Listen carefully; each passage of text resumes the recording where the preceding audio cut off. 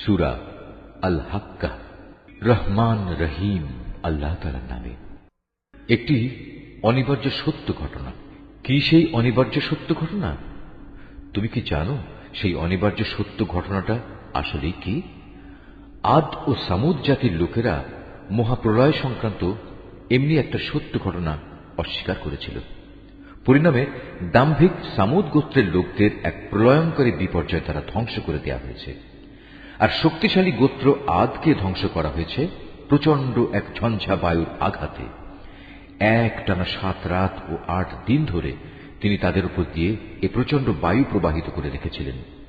তাকালে তুমি সে জাতিকে দেখতে পেতে তারা যেন পুরনো খেজুর গাছের কতিপয় অর্থহীন কাণ্ডের মতো উপুড় হয়ে পড়ে আছে। তাদের একজনও কি এ গজব থেকে রক্ষা পেয়েছে দেখতে পাচ্ছ? দাম্ভিক ফেরাউন, তার আগের কিছু লোক এবং উপড়ে ফেলা জনপদের অধিবাসীরাও একই অপরাধ নিয়ে ধ্বংসের মুখোমুখি এসেছিল। এরা সবাই নিজ নিজ যুগে তাদের মালিকের পক্ষ থেকে যারা রাসূল হয়ে এসেছে তাদের অবাধ্যতা করেছে। ফলে আল্লাহ তাআলা এ বিদ্রোহের জন্য তাদের কঠোরভাবে পাকড়াও করলেন।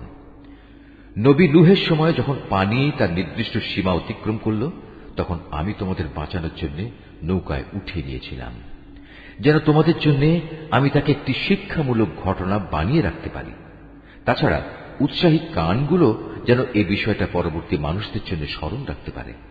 যখন সিনায় ফু দেয়া হবে প্রথমবারের এক প্রচন্ড ফু, আর তখন ভূমণ্ডল ও পাহাড় পর্বত স্বস্থান থেকে উঠিয়ে নেওয়া হবে।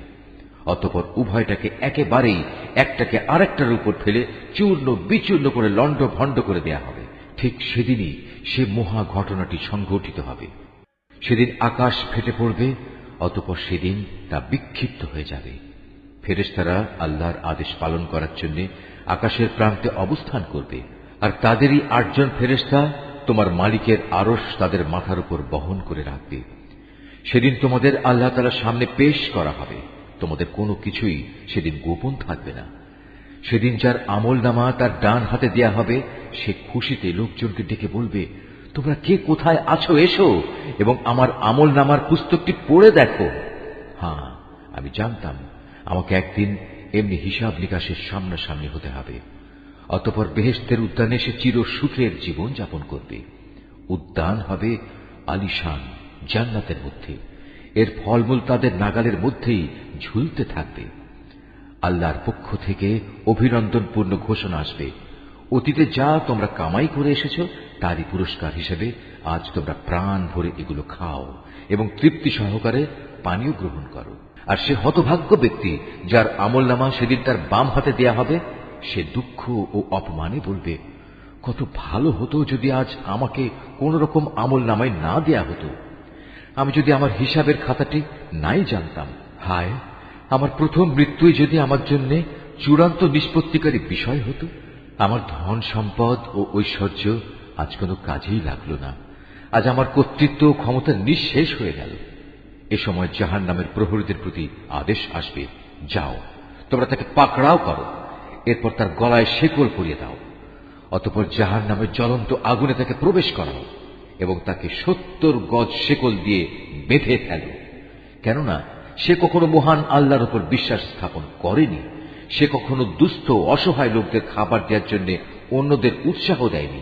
আর এ কারণেই আজকের এই দিনে তার প্রতি দয়া দেখানোর কোনো বন্ধু এখানে থাকবে না। ক্ষত নিঃসৃত পুঁজ ছাড়া আজ তার জন্য দ্বিতীয় কোনো খাবারও এখানে অবশিষ্ট থাকবে না। একান্ত অপরাধী ব্যক্তিরা ছাড়া অন্য কেউই আজ তা খাবে না। তোমরা যা কিছু দেখতে পাও আমি তা শপথ করছি, আরো শপথ করছি সেসব বস্তুর যা তোমরা দেখতে পাও না। নিঃসন্দেহে এ কিতাব একজন সম্মানিত রাসূলের আনিত বাণী। এটা কোনো কবির কাব্য কথা নয়, যদিও তোমরা খুব কমই বিশ্বাস করো। এটা কোনো গণক কিংবা জ্যোতিষীর কথাও নয়, যদিও তোমরা খুব কমই বিবেক বিবেচনা করে চলো। মূলত এ কিতাব বিশ্বজগতের মালিক আল্লাহ তাআলার কাছ থেকেই তার রাসূলের উপর নাযিল করা হয়েছে। রাসূল যদি এই গ্রন্থটি নিজে বানিয়ে আমার নামে চালিয়ে দিত, তবে আমি শক্তভাবে তার ডান হাত ধরে ফেলতাম। অতঃপর আমি তার কণ্ঠনালী কেটে ফেলে দিতাম। আর সে অবস্থায় তোমাদের কেউই তাকে আমার এই শাস্তি থেকে বাঁচাতে পারত না।